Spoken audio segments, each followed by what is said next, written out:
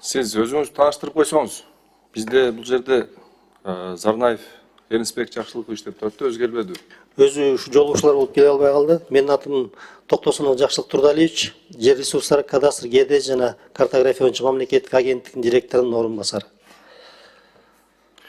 Жакшылык мырза, азыр жеке адамдар үчүн 30 эсептик көрсөткүч деп атасыздар да. Юридикалык жактарга 50 эсептик көрсөткүч турабы?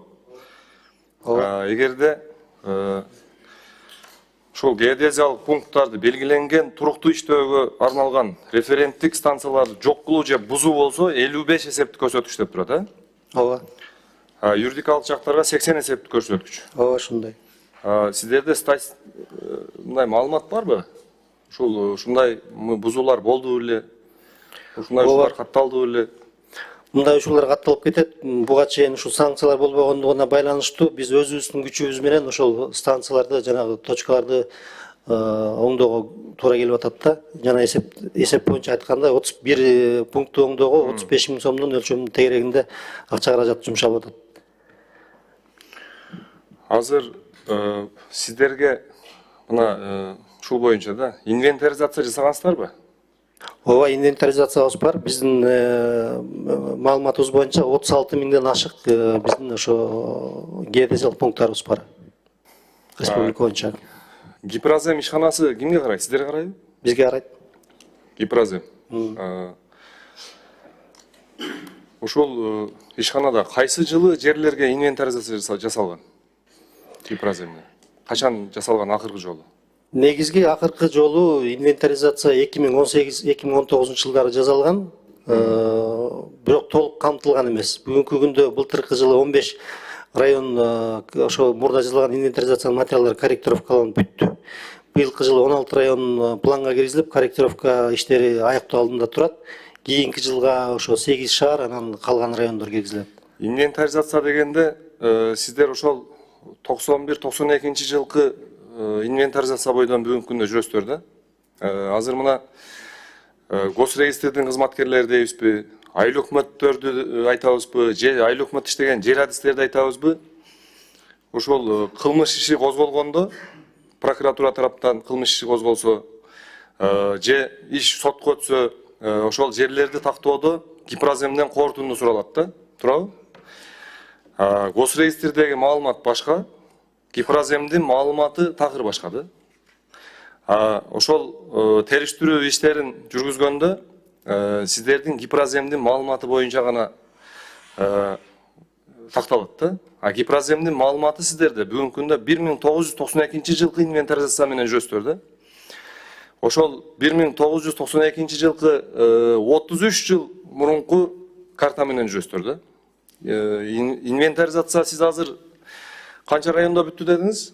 Ноокат району, Кара Суу райондору бүткөнбү? Чоң райондор, Өзгөн району жасалды беле? Мен так маалыматым жок, бирок жалпы маалымат боюнча былтыр 15 районду корректировкалап аяктаганбыз, быйыл 16 районду. Сизге ошо так райондор кайсы райондор? Мына Ош эң чоң райондордо, мына Ош областында Кара Суу, Өзгөн, Ноокат райондору жасалды беле? Мен билишимче Өзгөн району бар, Каракулжа району бар болсо керек. Ноокат району мен сизге тактап кат жүзүндө жооп берип койсом болобу? Ушул боюнча сизге ушул жерден эле сунуш да.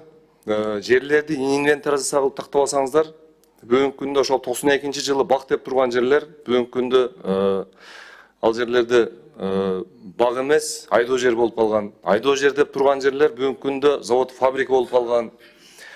Ошол убактагы колхоз, совхоздор бузулганда ошол жердеги эски заводдордун, эски сарайлардын ордулары бүгүнкү күндө бак болуп калган. Сиздерде бүгүнкү күндө ошол 92 жылкы 33 жыл мурунку карта менен жүрөсүздөр да.